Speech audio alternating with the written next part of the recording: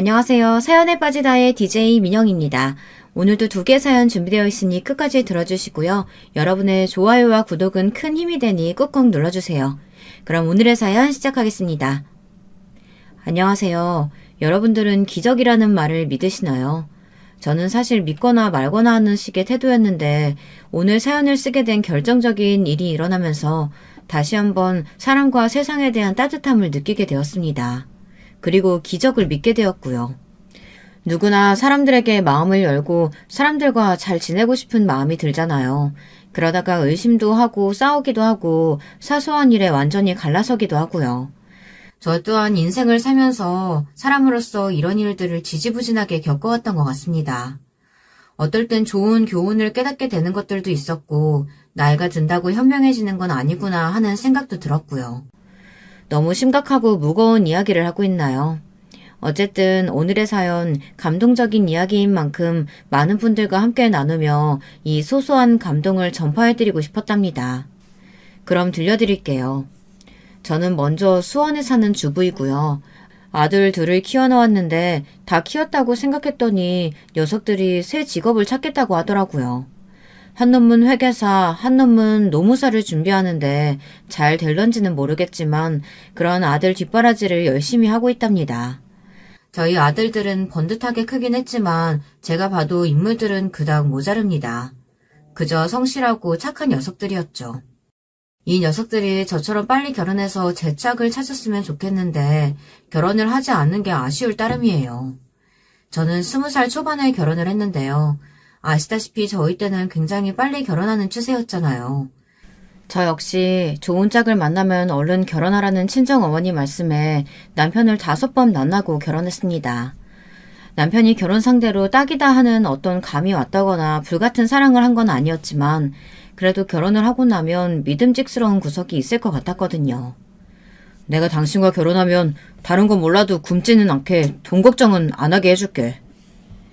남편은 이 한마디로 자신의 우직함을 표현하는 사람이었습니다. 남편에게는 형이 한 명 있었고 홀 시어머니가 있었는데요. 저는 이 시어머니가 무척 걱정이 되었습니다. 시어머니는 남편과 시숙을 키워오시며 자신의 병원까지 갖고 계신 의사였는데요. 남편을 처음 만났을 때 저도 들어본 적 있을 정도로 저희 지역에서 꽤 유명한 병원이었습니다. 병원의 규모나 크기도 압도적이라 덩달아 저까지 위축되는 기분이었죠. 시어머니는 남편이 저를 만나 사귄다는 사실을 알 때 이미 탐탁지 않은 기색이었습니다. 저를 시험해봐야겠다며 자기 집으로 불러 이것저것 물어보시더군요. 그리고는 마지막에 한숨을 푹 쉬셨습니다. 나는 우리 아들 짝으론 나 같은 의사 만났으면 좋겠어서 여러 번 이미 선자리 놔보려고 했다. 근데 얘가 다 거절해서 어쩔 수가 없었는데. 아휴. 시어머니는 한숨으로 긴 답변을 하셨습니다. 저희 친정 부모님이 작은 공장을 하나 운영하고 계신다는 이야기에 무슨 공장인지 묻더니 쯧쯧 혀를 찼고요. 전 이미 이 시기부터 시어머니와는 큰 벽이 생기겠다는 생각이 들었습니다. 두렵기도 했고요. 시어머니가 자신처럼 의사 며느리를 보고 싶어하는 마음이 아주 강하셨기에 제가 마음에 안 드신 거, 거기까진 이해할 수 있었습니다. 그럼에도 조금 화가 난 부분들은 저에 대한 반감을 너무 대놓고 그것도 자주 드러냈기 때문이었어요. 제가 시어머니가 친한 의사 지인분들을 모셔놓는 자리에 참석을 한 적이 딱 한 번 있었는데 저를 제대로 소개하지도 않으시고 오히려 저보고 빨리 집으로 가라고 하시더군요. 지인분들이 저에 대해 물어올라치면 이야기를 다른 곳으로 돌리고요. 아유, 얘는 뭐하러 궁금해. 그냥 작은 며느리로 들어온 앤데 우리 아들이 좋아서 결혼시킨 거야. 내가 마음에 든 게 아니고. 얼굴도 예쁘고 성격도 싹싹하니 심성이 고와 보이는데. 예, 그래도 우리 아들이 헐 몇 배는 아깝지. 너 우리 아들 모르니? 걔는 우직하고 성실하고 어디 하나 흠잡을 데가 없는 애야. 대기업 대표 딸이랑 결혼시켜야 할 애라고. 난 지금도 얘들 결혼식만 생각하면 속이 터져. 얘 됐다. 말해 뭐하니? 이제 와서 우리끼리 얘기나 하다가 가자.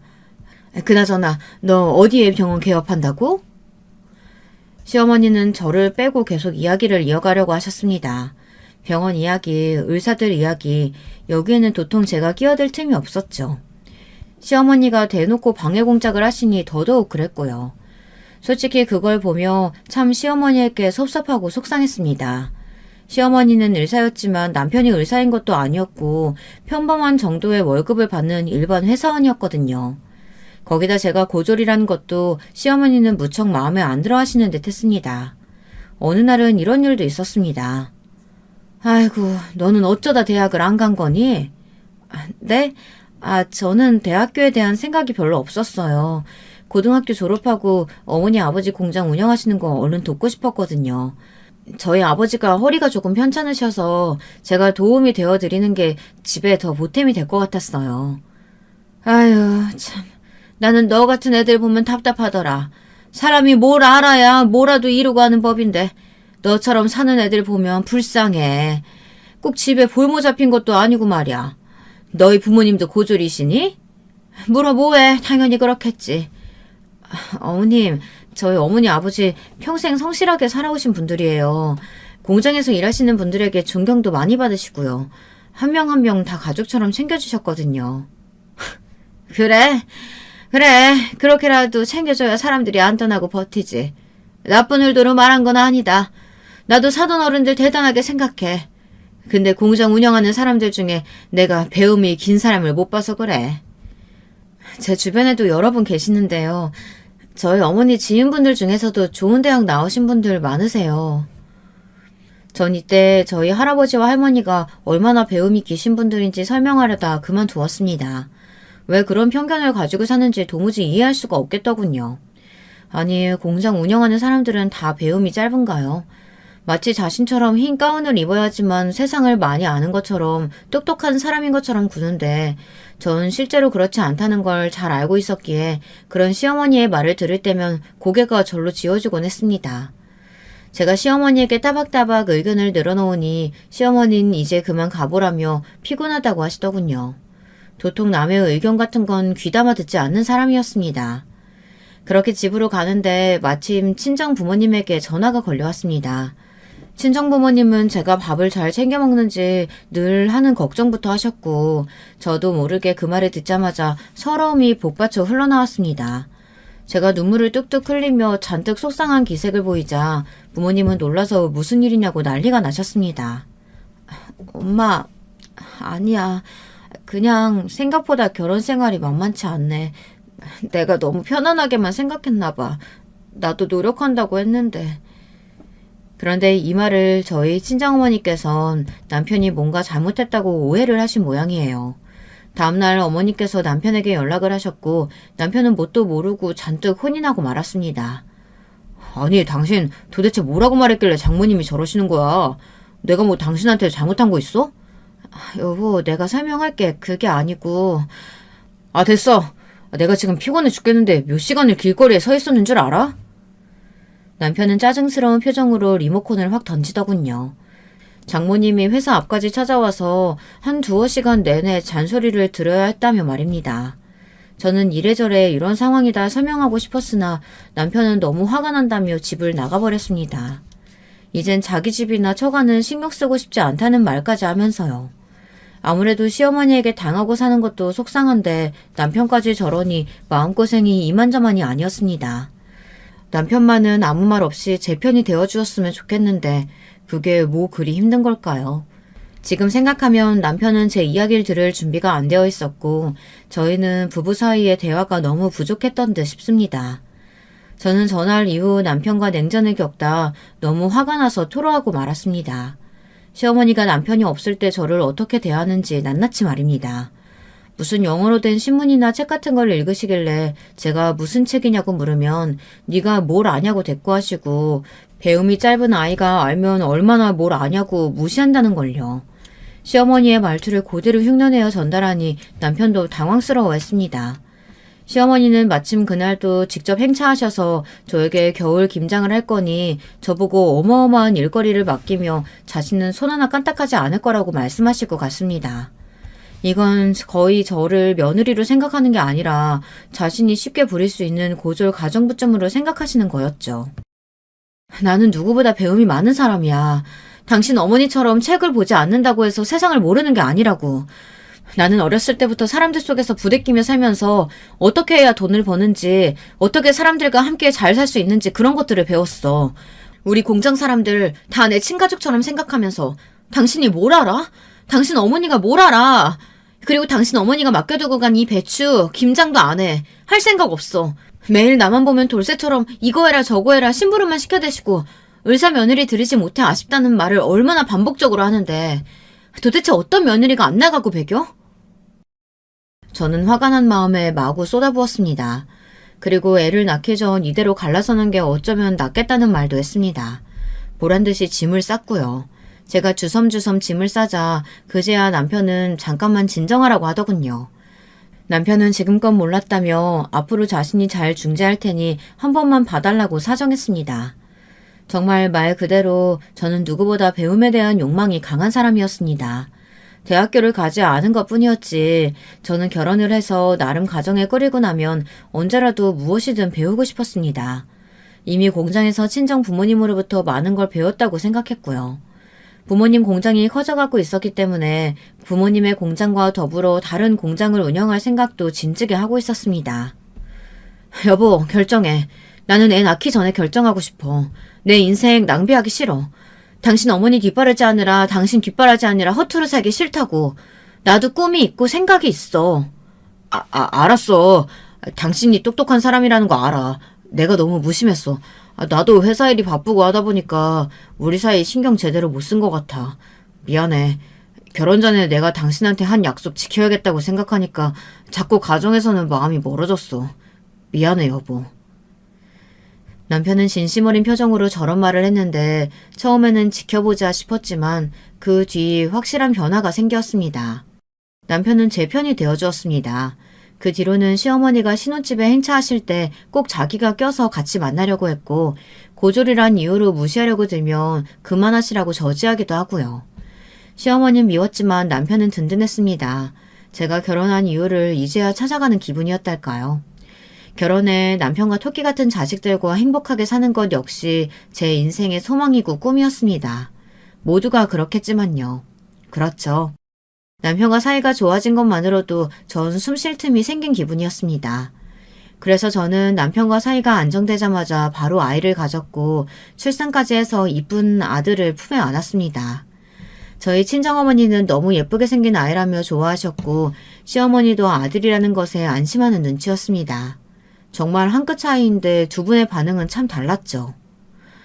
네가 우리 집안에 뭔 역할을 하긴 하는구나.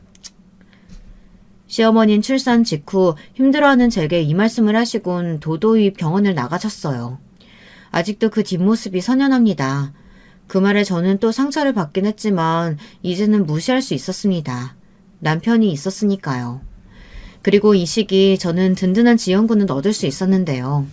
전 남편의 형인 시숙과 꽤 친하게 지내고 있었어요. 시숙은 성격이 소심한 데다 다정다감하고 다른 사람에 대한 배려가 많은 사람이었는데요. 말이 많지 않았지만 제가 결혼해 시집 왔을 때부터 저에게 따뜻하게 대해주던 사람이었죠. 자신의 어머니, 제 시어머니를 무서워하긴 했지만 그래서인지 저에게 어떤 동질감을 느끼는 것 같았습니다. 재수씨가 저희 집에 들어와서 참 고생이 많으신 것 같아요. 저희 엄마 정말 무섭거든요. 저도 엄마 등살에 많이 힘들었어요. 특히 학창시절엔 저는 공부하는 것 자체가 너무 힘들었는데 업무 때문에 정말 꾸역꾸역 어떻게든 공부했던 것 같네요. 그 덕에 제가 의사가 되긴 했지만 이걸 좋아해야 할지 말아야 할지 모르겠어요. 아무튼 학창시절만 생각하면 악몽이에요. 코피 흘리며 공부했거든요. 제가 또 허약한 체질이라 재수씨도 아시잖아요. 네, 아주버님 잘 알죠. 그나저나 늘 제 걱정 해주셔서 감사드려요. 힘이 돼요, 정말로. 아니에요. 그저 걱정만 해드리는데 그게 뭐 감사하다고. 재수씨에게 할 수 있는 게 있다면 명색의 의사니 그래도 제가 동생이랑 재수씨 건강은 꼭 챙겨드릴게요. 다음 주에도 저희 병원에 검진받으러 오세요. 시숙은 대학병원에 있었기에 하루하루 무척 바빴습니다. 그럼에도 꼬박꼬박 제 안부를 잊지 않으셨죠. 거기다 시숙은 명문의대를 나오신 분이라 시어머니의 큰 자랑거리이기도 했습니다. 시어머니는 제 남편 칭찬을 하다가도 시숙에 대한 뿌듯함을 숨기지 못하고 꼭 드러내시곤 했죠. 지인분들을 만나도 시숙이 대단한 의사가 될 거다. 몇 년 후 개업부터 시켜줄 거다라는 포부를 드러내시면서요.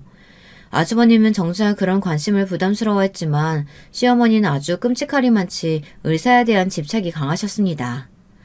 걔가 우리 집 장남인 데는 다 이유가 있어. 우리 둘째도 흠잡을 것 없지만 의사가 아니란 점에서 내가 조금 아쉬웠는데 옛말에 장남이 잘 돼야 집안이 산다는 말이 있잖니. 걔가 의사고 똑똑한 사람이니 이제 결혼만 하면 완벽하다.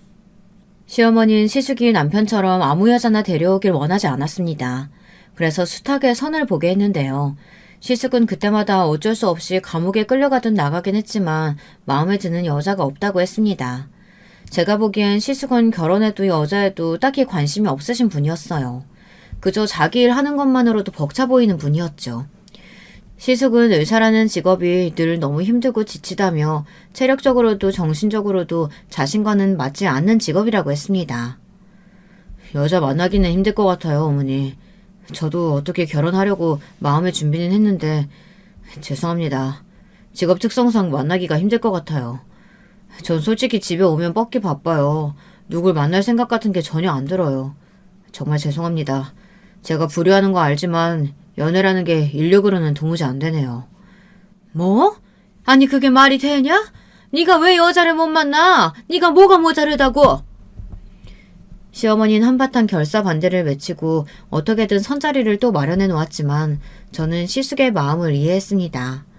그런데 그런 시숙이 어느 날 기막힌 일을 벌였어요. 자신은 아무래도 비혼주의자로 살 것 같다며 시어머니의 복장을 뒤집어 놓았던 시숙이 갑자기 여자친구를 데려온 겁니다. 결혼할 사이는 아니라고 했지만 사실 집에 데려올 정도면 뻔하잖아요. 저도 놀랐고 시어머니도 놀라 뒤로 넘어갔어요. 거기다 시어머니는 시숙이 데려온 여자친구 손이 동서에게 엄청나게 호의적인 태도를 보이셨죠. 당시 예비 형님은 의사는 아니었지만 꽤 큰 규모의 회사의 손녀라고 하더군요. 부모님 모두 전문직이었고 그러니 딱히 직업이 없던 손이 동서라도 시모 입장에선 대환영이었습니다. 시어머니는 칭찬 세례를 하면서도 얼굴이 이쁜데 성격도 참하다, 꼭 결혼했으면 좋겠다 이런 말을 밥 먹는 동안 12번은 넘게 했습니다. 왜냐면 당시 시모 병원 운영이 조금 위태로웠거든요. 시어머니는 돈이 필요했던 것 같습니다. 이쁜 아가씨, 꼭 우리 애랑 결혼해야 돼요. 얘가 내가 칭찬하긴 머쓱하긴 하지만 정말 남편감으론 이런 애가 없어.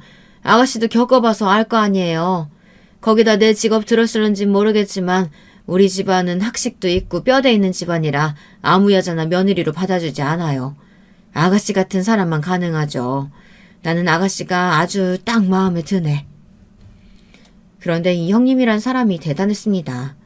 저는 약간 이날 시어머니의 행동에 대처하는 태도에서 어떤 예감을 느낀 것 같은데요. 시어머니의 말이 끝나자마자 형님은 여우처럼 모호한 말들을 쓱 흘리고 가더라고요. 아직 연애 중이니 결혼은 천천히 생각해 보겠다고요. 그러면서 자신의 집안의 재력에 대해 이야기했습니다. 네, 근데 어머님도 아시죠? 저희 아버지는 회계사에 어머님 변호사인지라 벌어들이는 수입도 만만치 않고 제 결혼 상대에 대한 기대가 크시다는 거요. 최소 남편감은 의사 이상은 보고 계세요. 말씀은 감사하네요, 어머님. 아마 저희가 결혼하면 제 할아버지께서도 이 대형 병원 정도 하나는 가볍게 마련해 주실 것 같은데요. 그래도 결혼 전까지는 서로 어떻게 될지 모르는 거니까 예쁘게는 만나볼게요. 형님은 일부러 시어머니를 안달나게 했습니다. 시어머니는 형님의 그 말에 안달복달하며 하루하루 시숙을 들들 볶았고요. 잘 되어가는 거냐, 무조건 결혼해야 한다. 거의 시숙을 사춘기 아들 대하듯 대하더라고요. 결혼을 성사시키기 위해 시어머니는 물불을 가리지 않았습니다. 굳이 만나기 싫어하지 않는 그쪽 어른들을 만나는 것도 마다하지 않았고 형님에게 온갖 선물 세례를 퍼부었습니다. 어느 날은 갑자기 저를 불러내서는 젊은 아가씨들이 좋아할 만한 게 뭐가 있으려나? 예, 너 오늘 나랑 백화점 좀 돌자. 나도 백화점 같은데 바빠서 갈 시간 없는데 오늘은 고급 화장품도 좀 사고 옷도 사고 해야겠어. 저번에 보니까 가방부터 무척 비싸 보이던데 분명 취향이 남다를 거야. 그럼. 네, 시어머니는 저까지 동원해 백화점 쇼핑을 다녔습니다. 제 건 하나도 없었어요. 저라면 짐꾼 역할이라도 해줘서 고맙다며 뭐라도 지어주셨을 것 같은데 전혀 없었죠. 어찌됐든 그 결과 아주버님의 결혼은 정말 성사가 되었네요. 근데 전 시숙이 좋은 여자를 만나길 바랬지만 시숙이 데려온 형님이란 여자가 결혼 상대로 적합할지는 판단할 수 없었습니다. 전 그냥 아주버님이 좋은 분이시니 함께 좋은 여자분 만나셨으면 좋겠어요. 근데 잘은 모르겠어요. 아주버님은 워낙에 소탈하시고 섬세하신 분인데 그분은 뭐랄까 말을 조금 막 하는 경향도 있으신 것 같고 솔직하신 건 좋은데 그 정도가 지나치신 느낌이 있었거든요. 저번에 어머님이 지나가는 말로 아주버님에 대해 첫인상을 물어보셨을 때 의사인데도 빈티가 나서 별로라고 말했었잖아요. 저는 솔직히 놀랐어요. 빈티라는 말은 잘 쓰지 않는 말이잖아요. 얘, 너 지금 뭐라는 거니? 어디서 네 형님 될 사람을 네 기준에 맞춰 판단하고 자빠져 있어. 내가 너 보고 평가해달라든? 넌 네 형님 앞으로 잘 받들어 모시면 되는 거야. 너나 나 지금은 걔 비위 잘 맞춰주면 되고. 아마 저 말씀을 하시는 시어머니를 보며 전 시어머니와 형님이 본격적으로 저의 적이 될 거란 예상이 들었던 것 같습니다. 형님이 저희 집안에 들어온 이후로 정확히 10년 동안 형님은 정말 징그럽게 저를 괴롭혀댔거든요. 시어머니의 판박이었습니다. 의사가 아니란 이유로 무시했던 시어머니처럼 형님은 자기 친정집보다 저희 집이 돈이 없다는 이유로 무시를 해댔습니다. 그리고 아주버님이 의사로 잘 나가는 동안 저와 남편이 근근히 벌어먹고 사는 수준이라는 것을 비우셨습니다. 겉은 안쓰러워하는 모양새였지만 비웃음이 들어있었고 저는 큰 모욕감을 느꼈죠. 왜 제가 그런 평가를 받아야 하는 걸까요? 아들들을 위해 그저 성실히 열심히 일한 저희 남편은 또 뭐고요. 마치 세상을 의사와 의사가 아닌 사람으로 분류하는 시어머니처럼 형님 역시 같았습니다. 그러던 어느 날은 이 일이 일어나고 말았죠. 이 사건은 제 인생에서 평생 잊지 못할 사건이 되었습니다. 제가 둘째까지 낳고 난 후 아이들이 조금 크자 더 큰 집으로 이사를 하게 되어 집들이를 한 날이었는데요. 저도 공장 일을 도우며 돈을 보탰고 남편도 승진을 해 많은 돈을 벌었던지라 둘 다 조금 더 좋은 집으로 가게 된 것을 뿌듯해했습니다. 남편은 시어머니가 자신의 병원에서 일하라는 것도 마다하고 자기가 하는 일을 마음에 들어하며 계속해서 열심히 일을 했거든요. 주말 근무까지 마다하지 않고 일했던 것을 알기에 저나 남편이나 감회가 더 남달랐습니다. 근데 집들이 선물로 와인을 들고 온 형님이 저희 집에 들어서자마자 날선 말을 날려 심기를 건드렸습니다. 동서, 우리 동서가 쬐깐한 집에서 그나마 사람 사는 집으로 옮겼다길래 내가 이렇게 왔어. 자, 여기 선물. 동서, 와인 먹을 줄 아나? 서방님은 그래도 알겠지? 아, 비꼬는 건 아니고. 아무튼 집 옮긴 거 축하해. 얼마나 다행이야. 아, 네, 형님. 저도 와인 먹을 줄 아네요. 그리고 뭐가 다행이라는 건데요? 동선의 아들들 말이야. 지훈이, 지민이 둘 다 이제 다 커가는데 얘네들 교육비며 뭐며 얼마나 많이 돈이 들 거야. 그런데도 이런 집으로 왔다는 게 뭐 이제 좀 형편이 피었다는 거 아니야? 다행이네, 다행이야. 형님은 아무래도 제 남편이 뒤에 바로 서 있다는 걸 신경 쓴 건지 마무리는 좋게 끝맺었습니다. 아주버님도 옆에서 눈치를 주고 있었기도 했고요. 근데 잠시 후 시어머니가 주차를 마치고 올라오셔서는 그때부터 형님을 받들며 저를 깎아내리는 그 작업이 시작된 거죠. 명절날마다 있는 날이지만 저나 남편이나 웃으며 받아치기가 힘들었습니다. 싫었죠. 시어머니는 우리 작은아들이 좋은 집에 장가를 갔으면 이렇게 고생하지 않았겠다며 안쓰러워하셨고 저에겐 왜 이렇게 살이 쪘냐고 한마디를 던지시더군요. 얘, 넌 어째 점점 살이 찌는 것 같니? 그 입은 옷 말이야. 전에 입었을 땐 좀 품이 남는 것 같더니. 아휴, 어쩜. 체중 관리 좀 해라. 요즘 젊은 엄마들은 다 관리하고 다닌다는데 그 뱃살 그게 뭐냐? 그나저나 큰애야. 너는 뭘 입어도 태가 난다. 내가 이번에 우리 병원에 새로운 간호사애가 한 명 들어왔거든. 뭣도 모르고 처음 들어온 신입인데 어쩜 하고 다니는 게 빈티가 나는지 일도 허둥지둥 뭐 하나 잘하는 게 없고 무식해 보여서 그냥 그 자리에서 팍 잘라버렸어. 처음 봤을 때부터 마음에 안 들었는데 내 감은 역시 정확하더라. 난 우리 큰애 처음 봤을 때부터 알아봤지. 네가 뭘 해도 똑부러지고 내줘도 잘할 착한 애라는 걸.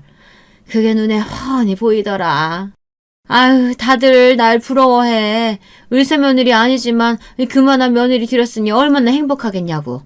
진짜 내가 다 행복하다. 어머님, 그런 말씀을. 감사해요. 여기까지만 들었어도 전 이미 화가 나 있었습니다. 시어머니는 집에 대한 말씀은 단 한마디도 없이 그저 형님만 바라보며 말을 이어가고 있었거든요. 그리고 시어머니가 좁은 집이라고 욕하고 싶은 마음을 굳건히 참고 있는 게 눈에 보였달까요? 저희가 당시 이사간 평수가 20평대 초반이었는데 60평대 사는 시어머니 눈엔 개미 소굴처럼 보였나 봅니다. 차마 그 말씀을 아들이 있어 하지 못하시는 게 보이더군요. 근데 점점 분위기가 무르익으며 술이 한 잔 두 잔 들어가게 되자 속마음이 나오기 시작했습니다. 시작은 제 남편이 주도했어요. 엄마, 그러지 말고 좋은 날이니까 와인 한잔 해요. 대리 부르면 되잖아요. 그리고 제 와이프에 대해서 나쁜 말은 그만하시고요. 남편은 시어머니를 적당히 입막음시키며 술을 먹여 집에 얼른 보낼 요량이었습니다. 근데 술이 들어가자 시어머니는 점점 눈이 풀리더니 갑자기 이런 이야기 저런 이야기 막 꺼내기 시작하는데 그 수위가 점점 높아지는 겁니다. 처음에는 자기 병원에서 일하는 모자란 간호사들 뒷담화, 그 다음은 형님 칭찬, 그 다음엔 자연스레 수순이 저에게 넘어오더라고요. 그런데 여기서 형님의 반응이 정말 상상 초월이었습니다. 시어머니보다 말리는 시누이가 더 얄밉다는 말이 이런 순간에 쓰이는 말이더라고요. 전 시어머니보다 형님이 더 원망스러워졌습니다. 나는 네 동서가 딱 너의 반의 반만이라도 닮았으면 좋겠다. 아휴, 그게 내 한이다. 쟤는 뭐 하나 잘난 게 없잖니? 머리에 찬 것도 없고 집안이 그렇다고 좋길래. 나는 너무 우리 아들이 불쌍하다. 내 병원에 와서 들어와 일하라고 해도 그러지도 않겠다 하고. 아이고, 내가 남편이 없어 그런지 복이 없네. 그러게요, 어머님. 속상하시겠어요. 저도 사실 동서가 가끔 안쓰러울 때가 많아요. 저처럼 축복받은 유전자라도 있었으면 대학이라도 갔을 텐데 대학도 가지 못하고 저렇게 공장에서 일하며 지낸다는 게 사실 보통 일인가요? 잠도 못 자고 애 키우며 일하느라 매일매일 하고 다니는 꼬라서니 저것 좀 봐요. 생활이 얼마나 퍽퍽하겠어요. 동서 볼 때마다 저 너무 불쌍해요. 우리 동서 이런 코딱지만한 아파트에 살면서 앞으로 무슨 부귀영화를 누리겠어요? 저는 동서 보면 너무 추레하고 후줄근한 미래가 보여서 그게 더 마음에 안 좋다니까요. 개인적인 바람으로는 동서가 돈 빌려달라고 돈 꾸고 다니지 않았으면 싶네요. 형님, 어머님, 지금 뭐 하시는 거예요? 아니, 제가 후줄근 어쩌고 뭐요? 지금 도대체 제정신 들이세요? 형님이나 어머님이나 저에 대해 함부로 말씀하실 자격 있으세요? 그럴 자격을 갖고 있다고 생각하시는 거예요? 아니요, 없으세요. 저 공장일 도와드리면서 저희 두 아들 키우는 거 부끄럽지 않고 제 자신이 자랑스러워요. 근데 당신들이 뭔데 저를 불쌍하게 봐요? 제가 돈 꾸고 다닌다는 것도 어처구니가 없네요. 저희 친정 부모님 공장도 자균 구모 아닌 거 아실만 한데요. 이성을 잃은 건 저뿐만이 아니었습니다. 이 순간 남편 역시 완전히 눈이 돌아 먹던 술잔을 세게 내려놓았고 순식간에 주의가 집중되었죠. 남편은 형님과 시어머니 둘 다 쳐다보며 한을 토해내듯 말했습니다. 남편의 눈자위가 붉어진 게 보여 순간 저도 함께 울컥하고 말았습니다. 저도 참을 만큼 참았습니다. 제 아내에 대해 뭐라고 하는 거 어머님 말씀에 한 번도 거역해본 적이 없었던지라 참고 또 참았어요. 근데 이건 정도가 지나쳐도 너무 지나치네요. 형수님도 그렇고요. 제 아내가 뭘 잘못했습니까? 두 분께 잘못한 거 하나 없는 제 아내가 왜 이런 일을 당해야 합니까? 제가 무능한 놈이라고 하신 거라고요. 당장 우리 아내한테 사과부터 하세요. 둘 다 사과하라고요. 남편의 버럭거림에 둘 다 움찔했습니다. 여기에 남편뿐만 아니라 아주버님까지 거들었죠. 아주버님은 지금까지 시어머니가 저를 구박할 때마다 은근한 방식으로 저지하는 편이었지만 형님이 뭐라고 할 때면 속상하게도 입을 대지 못했습니다. 완전히 형님한테 잡혀 사는 분위기였어요. 아주버님은 시어머니를 보면 저절로 위축되듯 형님을 보면 꼼짝없이 맞춰주었어요. 근데 이번만큼은 아주버님도 정도가 심했다는 생각이 들었는지 적극적으로 거들고 나섰습니다. 덕분에 형님은 아주버님에게 버럭 소리를 질렀고 둘의 말다툼이 부부싸움으로 번지었죠. 시어머니는 골치 아프게 그 광경을 바라보고 있었고요. 저희 집들이는 그렇게 개판으로 마무리가 되고 말았습니다. 저와 남편은 잔뜩 상처를 받은 채 말입니다. 솔직히 형님이 한 말에 저만 상처를 받았으면 모르겠지만 이번엔 남편까지 단단히 상처를 받아 힘들어했습니다. 남편은 더 이상 형님을 보고 싶지 않다며 아예 아주버님네와 교류를 하지 않겠다고 선언했습니다. 물론 시어머니도 포함이었어요. 남편의 단호한 태도에 저도 수긍하며 시어머니를 찾아가 저희 의사를 똑부러지게 전달했습니다. 속으론 조금 떨고 있긴 했지만 최대한 그러지 않으려 노력했던 것 같습니다. 네가 뭔 낯짝으로 여기로 오냐? 너 때문에 우리 큰며느리가 우리 아들이랑 못 산다 어쩐다 난리가 났는데 너는 분란을 일으키고도 아무런 죄책감이 없니? 네가 벌인 일이잖아. 제가 무슨 잘못을 했는지 전혀 모르겠는데요. 아주버님께서 제 편 들어주신 게 그렇게 화날 일인가요? 애초에 어머님이랑 형님이 심하셨잖아요. 두 분이 저 무시하시고 핍박하시는 거 참아주는 거 더 이상 지쳤습니다. 남편도 그렇고요. 그러니까 요지는 어머님께서 사과해 주셔야 돼요. 그러지 않으면 저는 다신 시댁에 발을 들이지 않겠습니다. 어머님 며느리로 안 살겠다는 뜻이에요. 뭐야? 너 지금 며느리가 시어머니한테 뭐라고? 이게 무슨 경우 없는 행동이야? 어디서 얘를 밥 말아 처먹은 말을 하고 있어? 가정교육이 잘못되었어도 한참 잘못되었네. 지금 빌어도 모자랄 판에 나보고 너한테 뭘 하라고? 고졸이 너한테 내가 뭘 하라고? 사과하시라고요. 못하시겠담 어쩔 수 없고요. 그런데 정말 웃었던 게 뭔지 아세요? 이때 시어머니가 저에게 사과를 하셨다는 겁니다. 울며 겨자 먹기로 며칠 후 미안하다는 말씀을 속삭였어요. 아들과 척지는 게 무서워서요. 그리고 형님은 이 사건을 기점으로 저를 더 열렬히 미워하며 갈등이 심해지기 시작했고요. 형님은 이제 저를 보면 노려보기 바빴습니다. 제대로 저를 쳐다본 적이 눈에 꼽아요. 아예 대놓고 눈에 불을 켜며 어떻게든 제 흠을 찾으려고 노력했죠. 왜 저런 에너지를 들여 사람을 미워하는 건지 전 이해하지 못했습니다. 가끔 광기에 찬 형님의 눈을 보면 가끔은 무섭기도 했고요. 그리고 그러던 어느 날 인생이 다른 곳으로 향하게 되는 너무 충격적인 일이 벌어지고 말았습니다. 바로 형님이 어렵게 조카를 가지고 난 후 아주버님께서 그만 어느 날 세상을 떠나고 말았습니다. 그것은 제 인생에서 그리고 선한 아주버님을 잘 아는 사람들의 인생에서 기억에 남을 수밖에 없을 만큼 가련한 죽음이었습니다. 아주버님은 스스로 세상을 등지신 거였어요. 그리고 그 요서는 너무 가슴이 아파 저는 도무지 읽어내려갈 재간이 없었습니다. 남편의 소리로 대강 어떤 내용인지 짐작할 수 있을 뿐이었죠. 우리 형이 너무 불행했대. 의사도 엄마가 하라고 해서 어쩔 수 없이 한 거고 지금까지 살면서 한 번도 행복한 적이 없었대. 형수님 만나서도 정말 아주 잠깐 행복했고 결혼 후에 형수님 때문에 내내 힘들었대. 의사 그만두고 싶어도 그만두지 말라고 하는 바람에 스트레스가 만만치 않았나 봐. 형이 머리 깎고 절로 들어갈 생각까지 했대. 오죽하면 우리 착한 형이.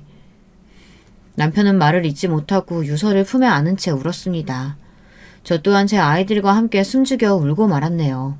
그날은 거의 하루 종일 운 것 같습니다.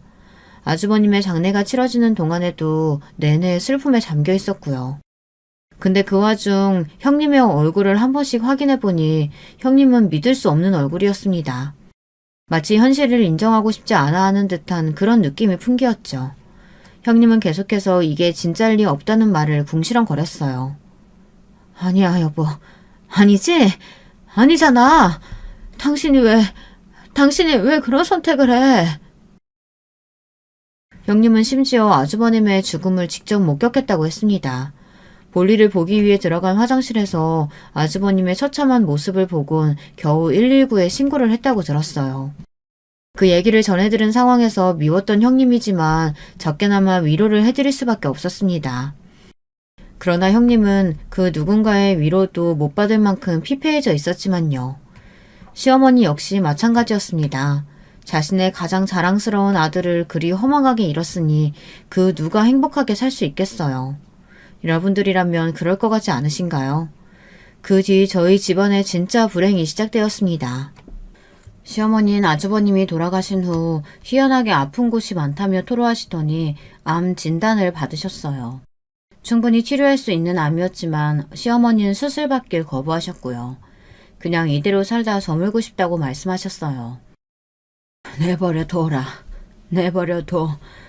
나는 더 이상 살 용기도 가망도 없어. 제발 이대로 냅둬. 죽는 것만큼은 내가 선택할 수 있게 해줘라.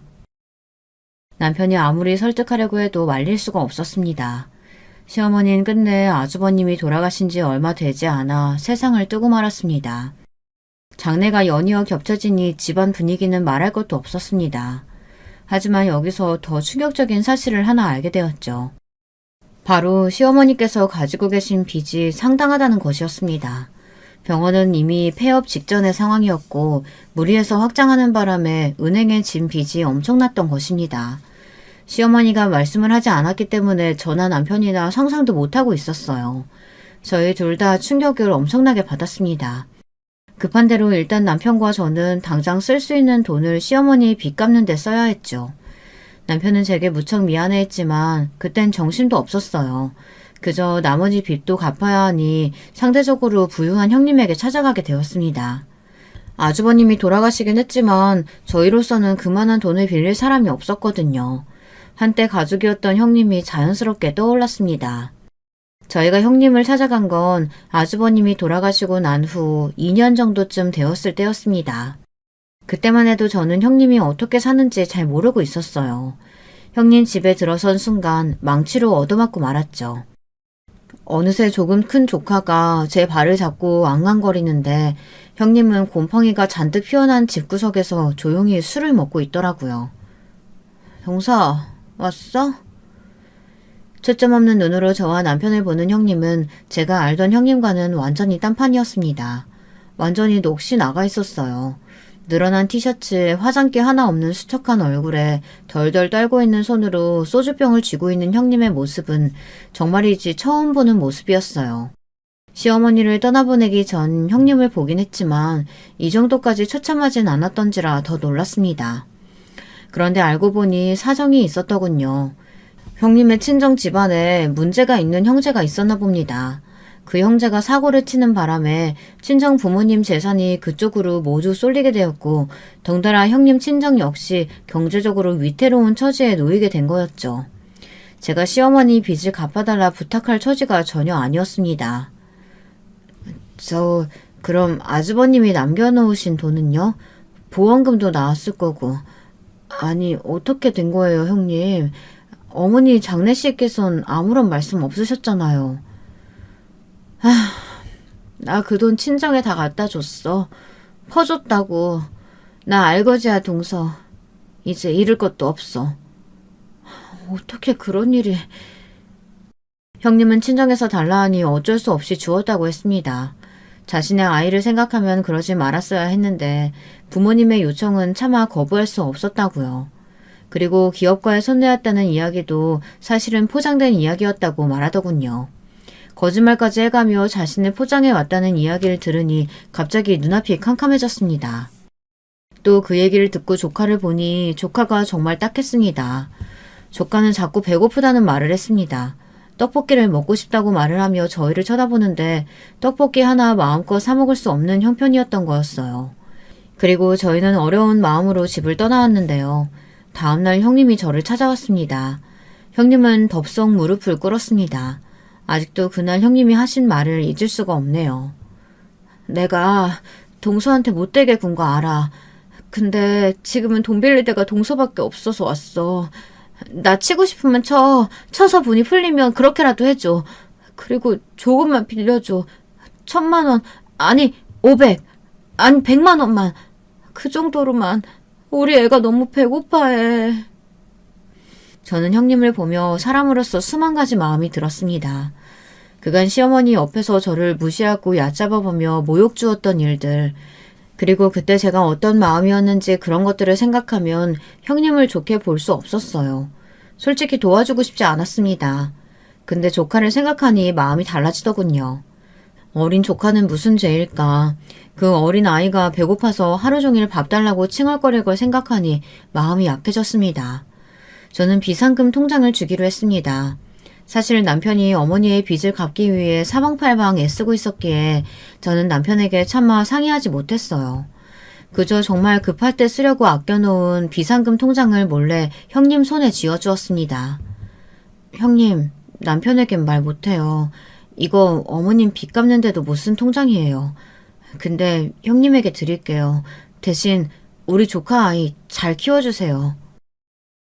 그날이 마지막이었습니다. 형님이 제 손을 잡곤 그러겠다고 엉엉 울더니 추레한 옷차림을 하고선 급하게 뒤돌아 나갔습니다. 형님은 저에게 언젠가 반드시 이 은혜를 갚겠다고 마지막 말을 남겼습니다. 한 달 뒤 어떻게 사나 궁금해서 먼발치에서라도 보기 위해 형님 집을 찾아가 보았는데요. 형님은 어디론가 이사를 가고 없더라고요.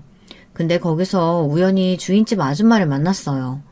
아줌마는 제게 형님이 혹시나 해서 저를 위해 편지 한 장을 남겼다고 하더라고요. 편지를 받아들어 읽어보니 내용은 짧지만 안에 담긴 내용은 묵직했습니다. 무엇보다 형님의 진심이 담겨 있었어요. 동서, 정말 고마워. 나처럼 거짓말 잘 치고 사기나 쳤던 사람 용서해주고 받아준 사람 동서밖에 없어. 내 주변 사람들 모두 등 돌렸는데 어려운 시기에 나와 우리 아이 도와줘서 너무 고마워. 말로는 이 마음 다 갚지 못하겠지만 언젠가 때가 된다면 반드시 갚을게. 저는 그 편지를 읽으며 형님의 행복을 빌었습니다. 부디 잘 살길 바랬어요. 조카 아이도 잘 크길 바랬고요. 저 역시 저의 삶에 충실하며 그 뒤는 그저 열심히 살아갔습니다. 친정 부모님의 공장을 이어받아 운영했고 또 다른 사업도 시작하게 되어 일하는 엄마로서 바쁘고 정신없게 살아간 것 같습니다. 남편 역시 시어머니가 지인들에게 빌린 빚들을 갚아나가느라 고생하긴 했지만 저를 따라 공장 일에 뛰어들면서 마음이 편안해졌다고 했습니다. 든든하게 자신 옆에 있어주는 가족이 있으니 책임감도 들지만 그만큼 안정감도 생긴다고 하더라고요. 우리 아들 둘은 저희에게 많은 행복을 갖다 주기도 했어요. 물론 모든 자식들이 크면서 한 번쯤은 속삭이니 눈물도 그만큼 갖다 주기도 했고요. 힘들 땐 간간히 형님 생각이 나기도 했습니다. 이상하게 마음이 힘들면 친정이나 친구들 생각이 나야 하는데 전 형님 생각이 많이 나더군요. 형님은 어떻게 살고 있을까? 전보다 그래도 행복하게 잘 살고 있겠지. 괜스레 기도도 하게 되고요. 소식을 알 길이 없었기 때문에 저는 그렇게 행복을 빌어주는 것이 제가 할 수 있는 전부였답니다.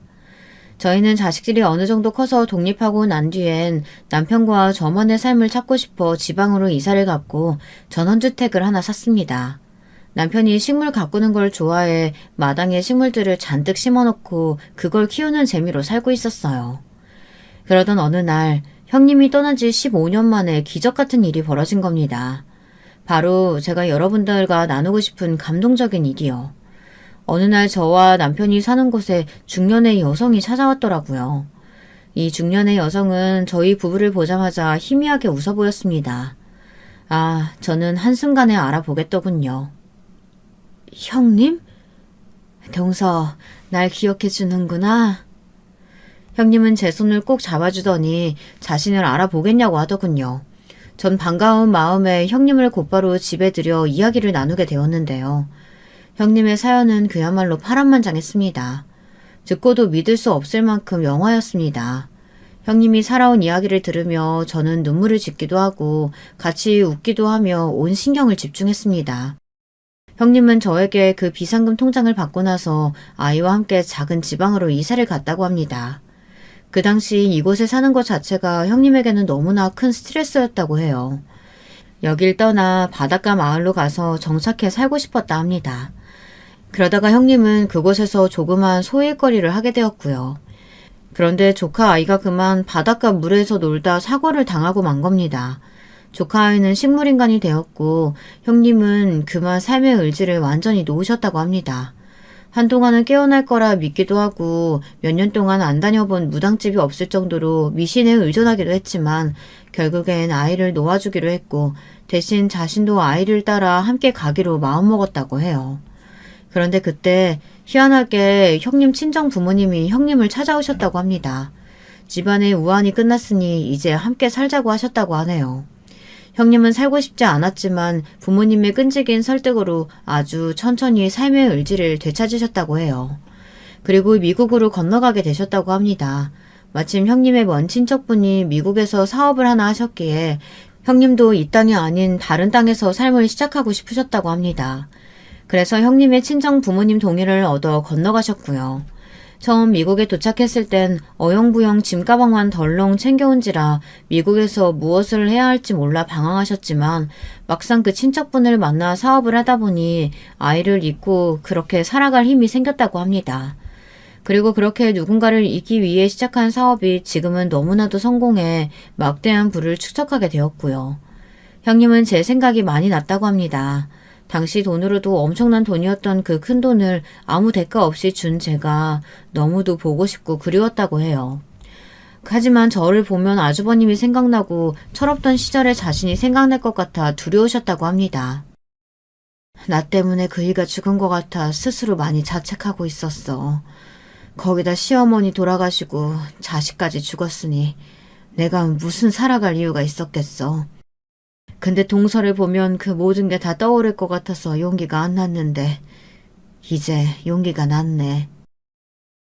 형님은 나이가 들면서 자연스레 용기가 생기셨다고 합니다.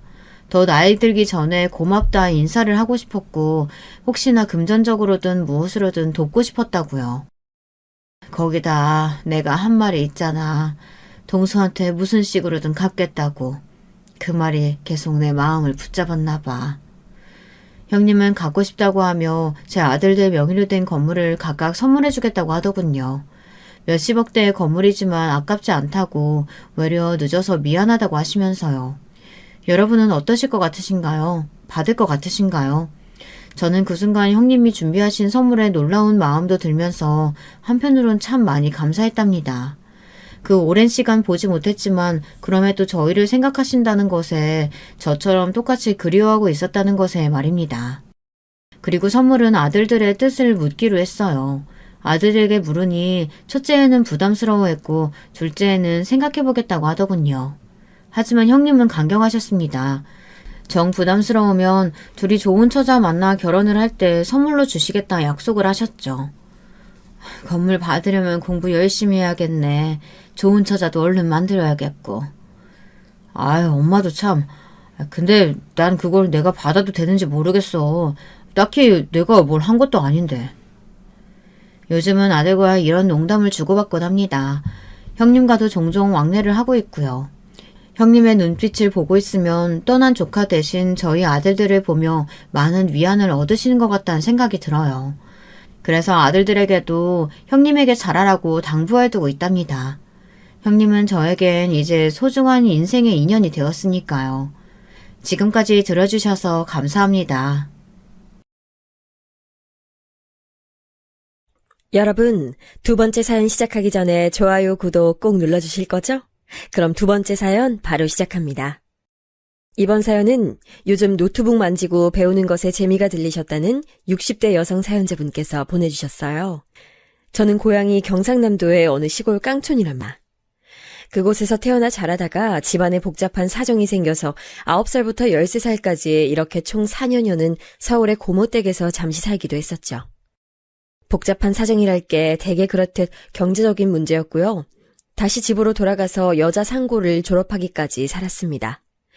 그리고 졸업과 동시에 저는 서울로 재차 상경을 했어요.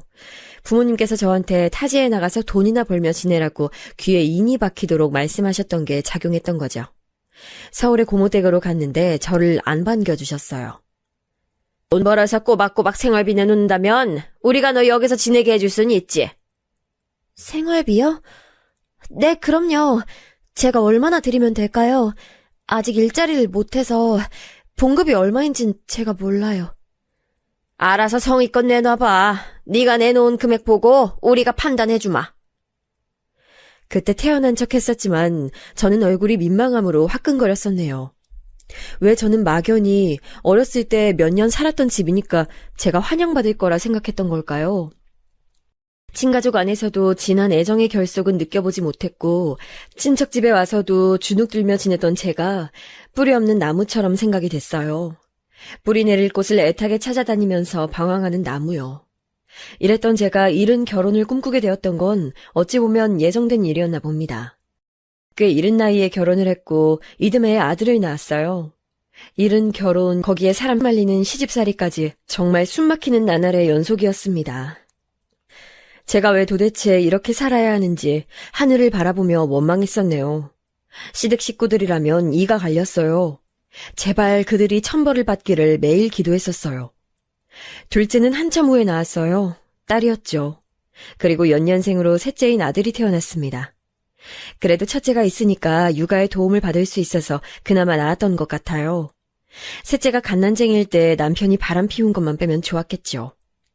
어린 나이에 결혼해서 금방 임신하고 모진 시집살이 당하면서 이악 물고 버텨냈건만 이제 아이가 셋이 되었건만 남편이 바람을 핀다고요. 이건 용납이 안 됐습니다. 정말 너 죽고 나 죽자는 각오로 남편하고 싸웠었네요. 정말 애들이 아니었다면 진작 갈라섰을 거예요. 제가 이때 정신이 돌아버리니까 시댁 식구들도 차마 함부로 저한테 뭐라고 못했습니다. 그때부터 시집살이에서 천천히 벗어났어요. 남편은 저에게 죽을 죄를 지었다며 용서를 빌었고 애들을 위한다는 핑계로 저는 그 용서를 받아줬습니다. 큰아들은 제가 최로 의지하는 자식입니다. 결혼하고 1년 만에 낳은 제 첫 아이. 제가 고된 시집살이로 미치게 힘들어했던 거, 남편 바람나서 제가 고통스러워했던 그런 것들을 누구보다 가까이서 지켜봤던 그런 것들을 다 기억하고 있는 자식이 바로 큰아들입니다. 둘째나 셋째는 저의 옛날 모습을 다 알지도 못해요. 오로지 큰아들만 전부 알고 있는 셈이에요. 그렇기에 다른 자식들과는 차별되는 공감대가 있고요. 속으로 항상 의지가 돼요. 또한 동시에 항상 미안하기도 한 저의 아픈 손가락입니다. 제가 완벽한 엄마로서의 자각이 서기도 전에 세상에 태어났던 생명. 그렇기에 저는 큰아들에게 너무나도 어설프고 부족한 엄마였어요. 큰아들에게 무슨 일이 생기면 그래서 저는 다 저의 잘못처럼 느껴졌습니다. 동생 2명끼리는 연년생이라 자연히 부모의 관심이 다 그쪽으로 쏠릴 수밖에 없었고 자기는 뭐든지 알아서 해내야 하는 상황에 처했을 때가 참 많았을 터인데 그런 것에 큰아들은 불만 한번 토로하지 않고 커준 효자였지요. 다 키워놓고 보니까 큰아들이 너무나도 애잔하게 느껴졌어요. 어렸을 땐 왜 그렇게 신경을 못 써줬을까 이런 후회가 자주 밀려들었고요. 장가를 늦게 드는 것 같아서 걱정이었는데 자기 짝 찾아서 결혼하는 걸 보고 그제서야 제가 조금은 안심이란 걸 했었던 것 같네요. 큰아들이 결혼을 조금 늦게 한 편이었기 때문에 둘째랑 셋째가 거의 연이어서 결혼을 했어요. 자식들 다 결혼시키고 나서 저랑 남편은 시골집으로 내려가 살기 시작했죠. 경상남도 제 고향 동네에서요. 남편하고 사이가 무척 좋은 남편의 고등학교 동창이 살고 있는 지역이기도 했기에 부부가 일심동체로 귀농을 결정했습니다. 그 후로 속절없이 흐르는 세월을 겪으면서 살았어요. 제가 낳아서 키운 자식들이 어느새 부모가 되는 걸 보면서 삶의 순환에 대한 많은 생각도 했었네요. 저희 딸은 사위가 하는 사업이 워낙 잘 돼서 딱히 일을 안 다니고 사위 사업장이나 가끔 들르면서 그렇게 지냈습니다. 사위가 항시 바쁜 게 문제였지 다른 건 아무 별일 없이 잘 지내는 듯 보였어요. 작은 아들은 대학 졸업 후에 그냥 보통 수준의 회사에 들어갔었는데요. 어찌된 영문인지 제가 그 과정은 모르겠으나 2년 정도 거길 다니다가 다른 곳으로 회사를 옮겼어요. 그리고 그곳에서 재능을 피웠습니다. 일이 잘 풀려서 자기 능력을 인정받았고요. 연봉도 상당한 편입니다. 그리고 무엇보다 작은 며느리는 집안이 원체 한미천 있는 집이에요. 원래 결혼 전에 일을 다녔던 작은 며느리는 임신을 하면서 일을 그만뒀고요. 그 후로 애 2명 낳고 키우면서 저희 작은 아들 내조하고 그렇게 지냈습니다. 작은 며느리는 저한테 저는 친정 도움이 있어서 문제 없어요 이런 말을 가감없이 몇 번 한 적이 있었네요. 그만큼 작은 아들은 언제든지 자기 처가로부터 도움을 받을 수 있는 입장이었지요. 사는 모습 보면 남부러울 것 없이 살았고요. 제 생각엔 아등바등하며 사는 집은 제 자식 3명 중에서 큰아들 뿐이었습니다. 작은 아들이 일찍 이직을 해서 성공을 한 경우라면 큰아들은 한 우물만 파면서 회사에 충성을 바치다가 실직을 당한 경우입니다. 이때 큰아들이 받은 충격이 무지막지했대요. 오죽하면 그 입에서 힘들다 소리 안 하고 사는 녀석이 저랑 통화할 때 한숨을 푹푹 내쉬었을까요? 그래서 제 걱정이 이만저만이 아니었죠. 큰아들은 실직 후에 다른 회사로 들어갔는데요. 어련히 잘하겠지 싶어서, 그리고 괜한 걸 물으면 참견이 될까봐 물어보지 않고 지냈었는데, 알고 보니 전 회사에서보다 조건이 영 안 좋다고 하더군요. 저희 큰아들이 얼마나 속상했을까요? 내가 설마 그 나이에 실직할 거라고는 상상도 못하고 살아왔어요. 그래서 재취업이 필요할 거라고는 내가 생각도 못하고 살아왔던 거예요. 아니라고 등신 같았죠. 솔직히 다른 것보다도 자존심이 너무 상해요. 큰아들이 저랑 통화하다가 자기 속마음을 담담히 말했을 때 그때 제가 울고 말았었네요. 이렇게 다 컸어도 여전히 제가 낳은 제 자식이었어요. 그리고 큰아들네는 애를 한 명만 낳았는데요. 일부러 외동으로 처음부터 작정을 했던 건 아니었대요. 만약에 손주가 아프지 않았다면 상황이 달라졌을 수도 있겠죠. 저희 손주 그 어린 나이에 많이 아팠습니다. 거의 1년 가까이를 병원 생활을 하며 지냈었어요. 큰며느리가 손주 옆에 딱 붙어서 살았었고요. 애를 살릴 수만 있다면 그까짓 돈이 뭐가 문제였겠어요. 그때 큰아들네가 병원비에다가 돈을 엄청 썼었죠. 그래서 돈을 모아둔 게 없었던 거예요. 그때 빚까지 달면서 병원비를 부담하는 바람에 그랬습니다. 자기 동생들한테 조금도 얻어먹고는 못 사는 철옹성이 바로 저희 큰아들이에요. 그때 병원비 내달라고 자기 동생들한테 돈을 얻어냈다면 힘들게 안 지냈을 텐데, 실직 앞에서도 그렇게까지 괴로워하진 않았을 텐데 무조건 괜찮다, 여력된다 이렇게만 얘기하니까 저희 부부도 둘째, 셋째도 진상을 알 길이 없었던 것입니다. 저희 큰아들은 가끔 보면 쓸데없을 정도로 남한테 아쉬운 소리 못하는 것 같아요. 남한테 피해주는 것도 극도로 싫어하고요. 이런 저희 큰아들과 함께 사는 큰며느리, 제가 얼마나 잘 대해줬겠어요. 큰며느리는 손주가 초등학교에 입학한 해에 직장생활을 시작했어요. 그러다 보니까 확실히 직장 안 다닐 때보다 손주를 돌보고 신경 쓰는 것이 부족해진 모양이었습니다. 사돈댁에서 시간 내어 큰아들 집에 틈틈이 들려서 손주를 봐주셨어요. 그러기를 수년 사돈댁에 일이 생기고 말았어요. 사돈 식구들끼리 스키장에 놀러 갔다가 스키 사고를 당한 거예요. 때마침 큰며느리랑 손주 둘이서 감기에 걸렸던 바람에 원래 함께 가려 했던 스키장을 못 갔는데 천만다행이었죠. 원래 스키장 같은 곳을 다니던 양반들은 아니었고 건너 지인이 스키장 할인 쿠폰을 주는 바람에 그걸 빌미 삼아서 모처럼 그런 데 처음 가보셨던 거라고 하더라고요. 그런데 초보자들끼리 뒤엉키고 난리를 치다가 전부 다쳐버린 겁니다. 사부인께서는 살짝 굴렀는데도 한쪽 다리를 다치셨다면서 저한테 절대 스키장 가지 말라고 신신당부를 해주셨죠. 팔자에도 없는 스키 한번 타보러 갔다가 변을 당했으니 아유 정말 억울하고 황당하네요. 사부인은 부디 스키장 같은 곳 누가 가자고 해도 가지 마셔요. 저희뿐만 아니라 그날 스키장에서 다친 사람이 여럿 됐었어요. 뉴스에선 이런 게 안 나오니까 그렇게 위험한 건 줄 저는 꿈에도 몰랐네요. 아이고야, 저야 시골 사람이라서 스키장 같은 건 언감생심 꿈도 못 꾸면서 살아요. 그런데 다리를 다치셔서 어째요? 생활하시는데 한동안 너무 불편하시겠어요. 저 그럼 혹시 우리 재찬이 돌보러 들리시는 건 어떻게? 안 그래도 그게 마음에 걸리고 있었어요. 암만 해도 제 도움이 필요하긴 한데. 그러면 사부인이 거동 힘드시니까 제가 가보는 걸로 할까요? 에? 사부인께서요? 아유, 그렇게 되면 너무 먼 길 올라오시는 게 되는데 괜찮으실지. 이참에 제가 우리 예쁜 손주 재찬이도 보고 아들도 보고 며느리도 보고 저야 뭐 어려울 일 없죠. 사돈댁은 스키장 사고 때문에 전반적으로 정신이 없어 보였기에 이런 때에 제가 큰아들네로 가볼까 했어요. 왜냐하면 낌새라는 게 있었거든요. 큰아들이랑 큰며느리가 맞벌이하면서 너무 지칠 대로 지친 상황인 것 같았어요. 오죽하면 자기 집 식구들이 단체로 다쳤다는데도 큰며느리가 그러길래 왜 부주의에서 사고를 당하냐며 짜증을 냈다는 후문이 있었으니까요. 가뜩이나 힘들어 죽겠는데 아이 돌봐주고 집안일을 봐주기도 하는 자기 가족들이 한동안 그걸 못해주게 됐으니까 큰며느리로서는 상당히 기분이 안 좋은 모양이었어요. 마침 큰아들은 회사 일로 굉장히 바빴습니다. 이번에 기획으로 맡게 된 일 제대로 해내서 인정받고 합당한 대우 받고 싶어요. 큰아들이 그렇게 말을 하는데 제가 안 보태줄 수가 있어야죠. 둘째나 셋째랑은 달리 여러모로 이리저리 치이고 바쁘게 맞벌이하며 사는 큰아들 부부가 늘 제 마음속에서 안쓰러웠는데 이 기회에 제가 도와주고 싶었어요.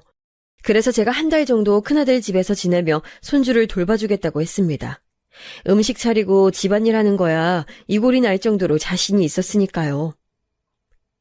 네? 어머니께서요? 그럼 정 원하신다면 그렇게 하세요. 어차피 작은 방에 주무실 공간도 있으니까요. 큰며느리가 예상외로 떨떠름해하길래 내심 서운했지만 그런 티는 안 내고 상경했습니다. 저는 맹세코 큰며느리에게 시어머니로서의 위신을 내세운 적이 없었다고 자부합니다. 시집살이 따위는 시킨 적이 없었어요. 왜냐하면 제가 그런 걸 당해봤던 사람이기 때문이에요. 제가 겪었던 일, 시댁 사람들한테 당하는 수모라는 굴레를 큰며느리에게 물려주고 싶지 않았습니다. 그래서 큰며느리를 맞이하고 나서도 최대한 부담 안 주려고 노력했었고요. 시골로 귀농하고 난 뒤에는 솔직히 욕심 같아서야 큰아들 내외와 자주 교류하고 싶었으나 그건 어디까지나 제 입장일 뿐 큰며느리한테는 제가 어렵고 불편한 존재일까봐 그 욕심도 철저히 누르면서 살아왔어요. 큰아들 집에 한 달 정도 머무르기로 한 것. 그러니까 그때가 처음으로 큰며느리랑 제대로 대면하면서 지냈던 순간이었네요. 저는 최대한 큰아들, 큰며느리, 우리 손주 이렇게 3명의 일상을 해치지 않고 제가 자연스럽게 녹아들기 위해서 노력을 다했습니다. 급선무는 저희 손주였는데요. 제가 사랑에 맞지 않는 우리 귀여운 손주, 직접 제 손으로 밥해 먹이고 학교 생활 어떠냐고 물어볼 수 있어서 좋았네요. 처음엔 제가 집에 있는 걸 어색해하던 손주는 역시 어린 나이답게 금세 적응을 해선 저와 대화도 곧잘했습니다. 남자인데도 어쩜 그렇게 살갑고 애교가 타고났는지 몰라요. 큰며느리가 애지중지 사랑으로만 키워서 그런지 고집이 강하고 자기 뜻대로 꼭 하고 말려는 기질이 있긴 했지만 시골 할머니의 능청 앞에서 그런 건 안 먹혔답니다. 제가 전적으로 손주를 다 책임지고 돌봤어요. 아침에 깨우는 것부터 손주가 잠들기 전에 학교 갈 가방은 다 싸놓았는지 확인하는 것까지 제가 전부 다요. 부족한 부분이 있을까봐 노심초사하면서 신경을 썼습니다. 손주 먹일 거라고 생각하니까 반찬 여러 개 만드는 거야 전혀 힘들지도 않았고 매일 갖가지 반찬을 만들어냈죠. 큰아들은 저한테 너무 고맙다고 그랬어요. 엄마가 있으니까 확실히 집안 분위기부터가 안정적이네. 진짜 엄마는 슈퍼우먼이라도 되시나 봐요. 이렇게 집안일도 다 해놓으시면 너무 죄송한데. 내가 너네 도우러 온 사람인데 그럼 이 정도는 해줘야지. 오히려 지금까지 니네 사는 것도 제대로 못 들여다보고 지내서 내가 마음이 얼마나 쓰였었는지 몰라. 이렇게나마 같이 부대끼고 한번 살아볼 수 있어서 난 좋아. 힘든 것도 없어. 엄마도 참 쉬엄쉬엄 하세요.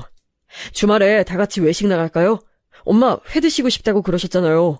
잘 되는 식당 있는데 이번 주에 거기 같이 가봐요. 아유, 니들이 얼마나 힘들게 돈 버는지 내가 이제 다 아는데 겨우 집안일 좀 거들어주고 애 좀 돌봐줬기로써니 이런 걸로 니들 힘든 것에 비견될 게 아니라서 아직도 난 마음이 쓰인다. 너야말로 회사에서 무리하지 말어. 알았지? 더 나이 들기 전에 얼른 새 회사에서 자리 잡고 제 영역 키워나가는 게 어떻게 보면 제 복인 것 같아요. 그렇게 생각하고 열심히 계속 해보려고요. 그리고 저나 재찬 엄마나 당연히 부부가 일심동체로 돈 벌어서 미래를 꾸려나가야 한다고 생각해요. 이런 건 힘든 게 아니라 당연한 거예요, 엄마. 그런데 반면에 말이죠. 큰며느리하고는 제가 애매모호했습니다. 저는 정말이지 손주 돌봐주겠다는 명목으로 큰아들 집에 와서 지내보지 않았다면 제가 큰며느리랑 그렇게 안 맞는다는 걸 계속 몰랐을 거예요. 혹 모르고 사는 게 나았는데 제가 잘못된 방향으로 길을 틀어버렸던 것일까요? 아무튼 이미 저는 그 집에서 함께 지내고 있었건만 큰며느리가 저를 보면서 이런 소리를 내며 한숨을 내쉬는 것에 당최 어떻게 반응해야 할지 모르겠더라고요. 차라리 콕 집어서 저한테 이렇다 저렇다 무슨 말이라도 해주면 나을 것 같은데 그렇지 않고 저를 보면서 씁쓸한 표정으로 입맛을 다신다든지 저랑 마주친 눈빛을 딴 데로 돌리면서 고개를 작게 흔든다든지 개중 최고봉은 저를 향해 아주 골치 아픈 것 보듯이 내쉬는 한숨이었네요.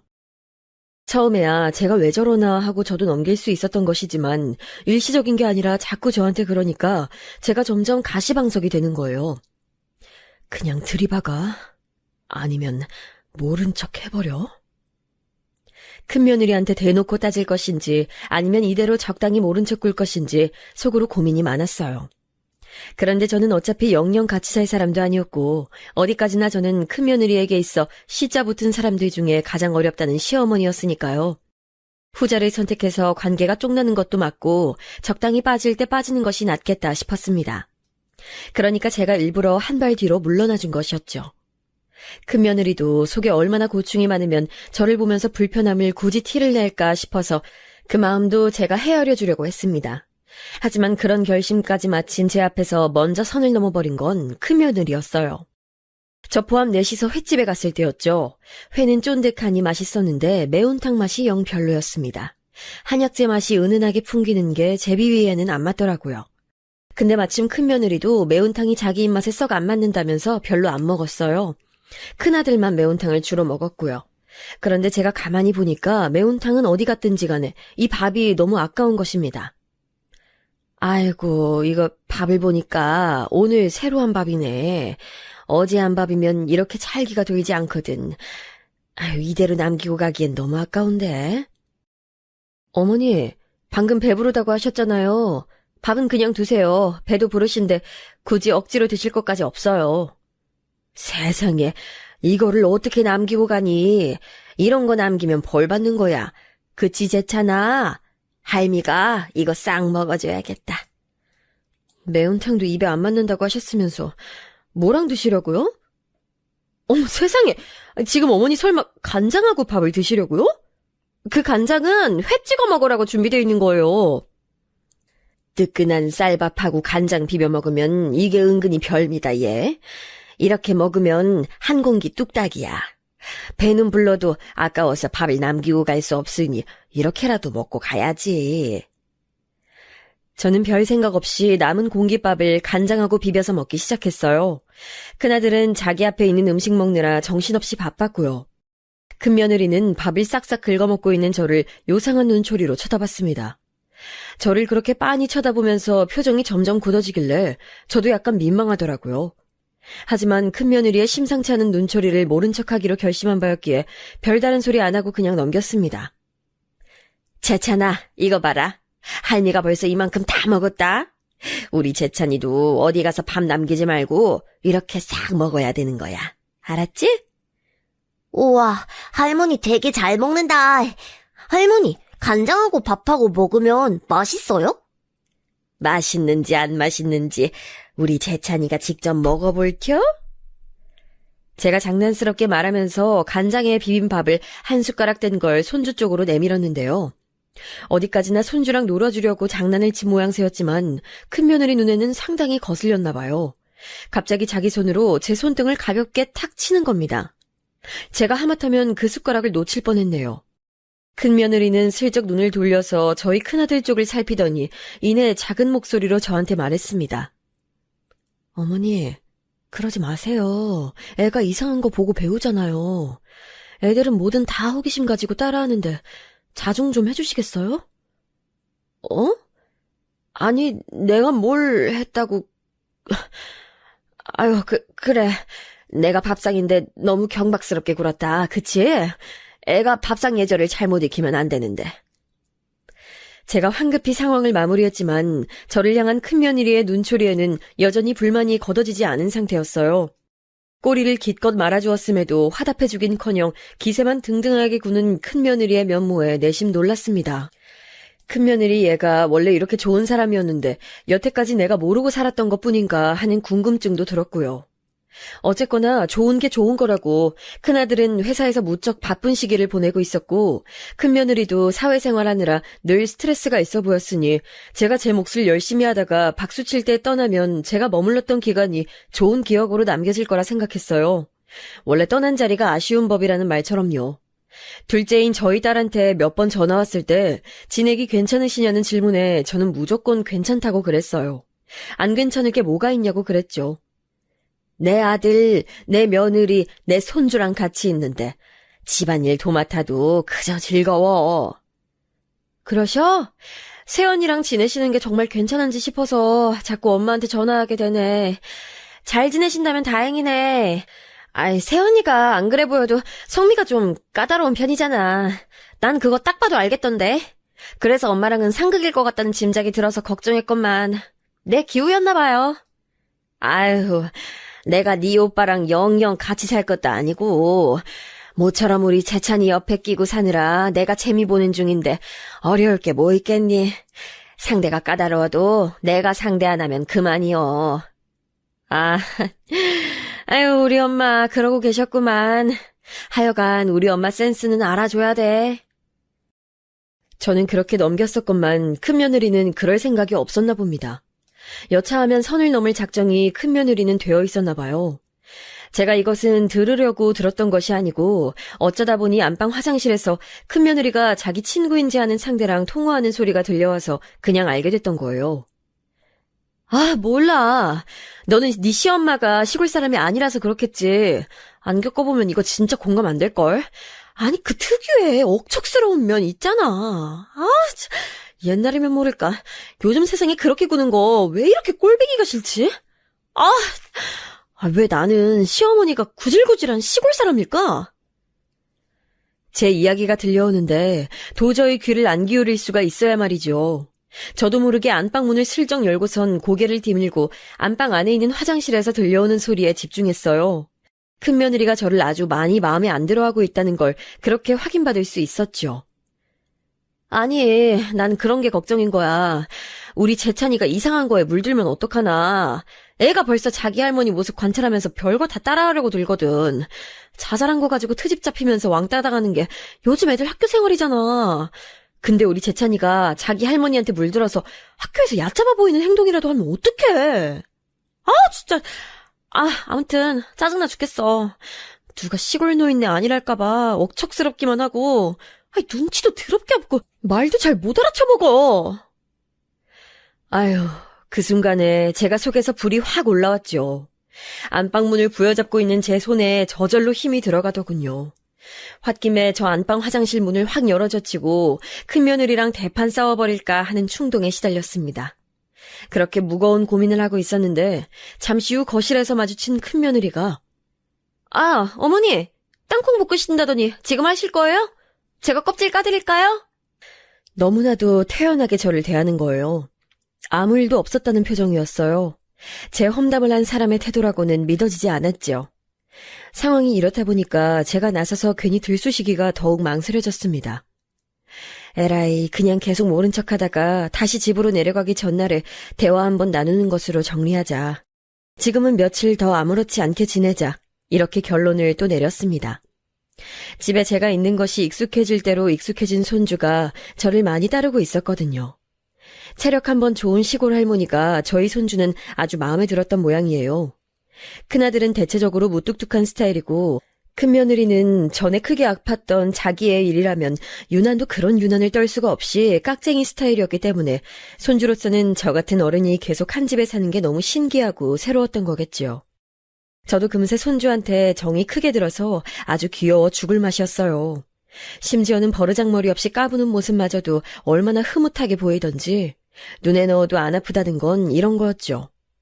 제가 손주랑 거실 소파에서 같이 간지럼 태우기 놀이를 했는데요.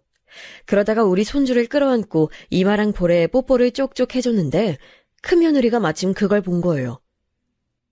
어머니 지금 뭐 하시는 거예요? 더럽게 씨리! 엄청 경악을 하면서 저한테 뭐라고 그랬습니다. 제가 너무 민망하고 멋쩍어서 뽀뽀를 했던 곳들을 얼른 소매로 문질러 닦았어요. 그랬더니 그걸 보고 며느리가 또 난리를 피웠습니다. 함부로 옷소매 같은 걸로 애 얼굴 문지르지 말래요. 웬만하면 자제해달라더군요. 싸늘한 말투에 제가 너무 서운함을 느꼈어요. 제가 엄연히 어른이고 윗사람인데 큰며느리가 자꾸 선을 넘는 것도 심기가 불편했고요. 손주한테 숙제 먼저 하라고 방으로 보낸 뒤에 제가 며느리에게 말했습니다. 마음에 안 차는 게 있어도 그렇지. 넌 말을 꼭 그런 식으로 나한테 해야겠니? 아니, 내가 무슨 병균이라도 돼? 그런 것도 아닌데 그저 내가 싫으니까 지금 이러는 거 아니니? 어머니, 그건 좀 오해가 있으시네요. 어머니는 본인이니까 모르시겠지만 시골 냄새 엄청 풍기는 거 아세요? 몸에서 냄새 나신다고요. 큰며느리가 인상을 확 구기면서 그렇게 외쳤을 때 제 얼굴이 화끈거렸어요. 순간적으로 너무 수치심이 들었습니다. 아까 옷 소매로 애 얼굴 문지르지 말라고? 그것도 내 냄새 때문에 그런 거였냐? 옷은 이 집에 온 이후로 이 집 세탁기로 이 집 빨래 세제로 똑같이 빨았는데 그럼 네 옷으로도 안 되겠다. 그렇지? 이런 얘기까진 안 드리려고 했는데 자초하시네요. 시골집에 가면 나는 쿰쿰한 냄새. 그거 어머니한테서 나는데요. 이게 몸에서 나요. 옷이 문제가 아니라고요.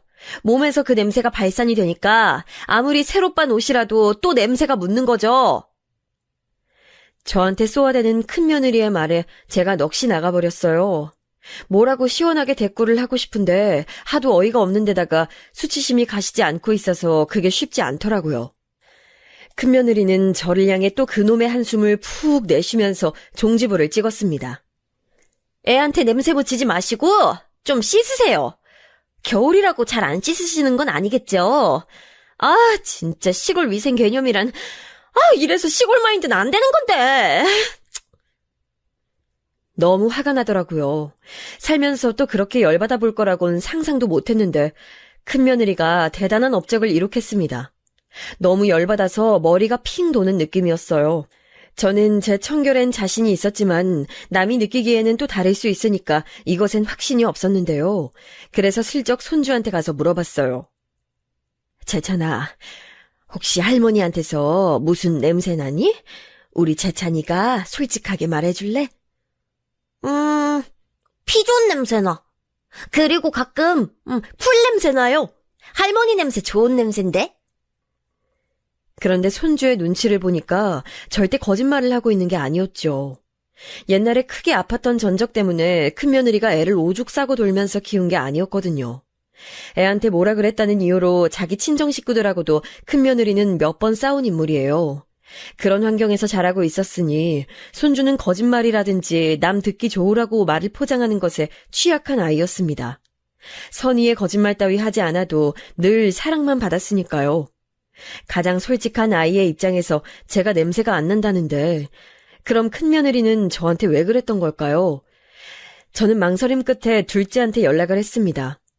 제 몸에서 무슨 냄새가 나냐고 그것만 물을 작정이었는데 눈치 빠른 둘째의 수사망을 피할 순 없었어요. 무슨 일 있었냐고 자꾸 캐묻더라고요. 결국 큰며느리와 있었던 일들을 얘기해줬죠. 그랬더니 둘째가 뒤집어졌어요. 와, 새언니 여전하시네. 예전에 나한테 내가 좋아해서 잘 들고 다녔던 가방이랑 지갑 그거 진짜 안 어울린다고 정색하면서 말했었잖아. 그리고 내가 쓰레기 같았던 옛 남자친구가 내 결혼 소식 듣고선 자꾸 연락 온다고 그랬을 때 새언니가 뭐라 그랬었는 줄 알아요? 나랑 그 쓰레기 놈이 자기가 보기엔 천생연분이었는데 왜 헤어졌는지 모르겠다 그랬던 사람이 바로 새언니예요. 내가 전부터 알아봤어. 새언니는 남의 가치를 깎아내린다니까요? 둘째가 열을 올리면서 이런 말도 해주더라고요. 만약에 저한테서 진짜 불쾌한 냄새가 풍겼다 하더라도 큰며느리가 그런 식으로 말을 해선 안 되는 거였다고요. 듣고 보니 아주 일리 있었어요. 저한테 왜 한 달이 다 되어가도록 그 집에서 참고만 지냈냐고 둘째가 분통 터지하길래 제가 진정시켜줬답니다. 저는 이미 큰며느리의 코를 제대로 납작하게 해줄 작정을 하고 있는 중이었으니까요. 그때로부터 사흘 뒤 저는 큰아들 집을 나섰습니다. 손주가 저한테 가지 말라고 눈물바람이었는데 큰며느리가 용을 써가면서 그런 애를 달래더군요. 뭐라 그러더라. 할머니를 빨리 보내드려야 그게 착한 아이라나. 참나, 그런 이상한 소리를 애한테 하는 건 나쁜 영향을 안 미치나 보죠? 황당한 일이었네요. 큰며느리는 빈말이나마 저한테 죄송하다는 인사 한 번 안 했습니다. 망설일 이유 따윈 없었죠. 저는 셋째네 집에 택배를 보냈어요. 그 안에는 명품 브랜드의 손가방이 들어있었죠. 작은 며느리는 그걸 곧장 착용하곤 외출을 해서 사진을 찍었어요. 카톡 사진에서 바로 결과물을 확인할 수 있었죠. 세상에서 가장 고마운 님은 바로 시어머님. 값을 따질 수 없는 클래식 샤넬백을 나에게 물려주셨다. 나도 훗날 올 딸이나 며느리한테 물려줄 수 있게 소중히 관리해야지. 저의 귀띔을 받은 작은 며느리가 벌인 공작이었으나 큰 며느리는 그걸 알 길이 없었으니 손주는 어떻게 지내고 있냐고 제가 슬쩍 먼저 연락을 해보자 기다렸다는 듯이 그걸 저한테 물어볼 수밖에 없었던 것이죠.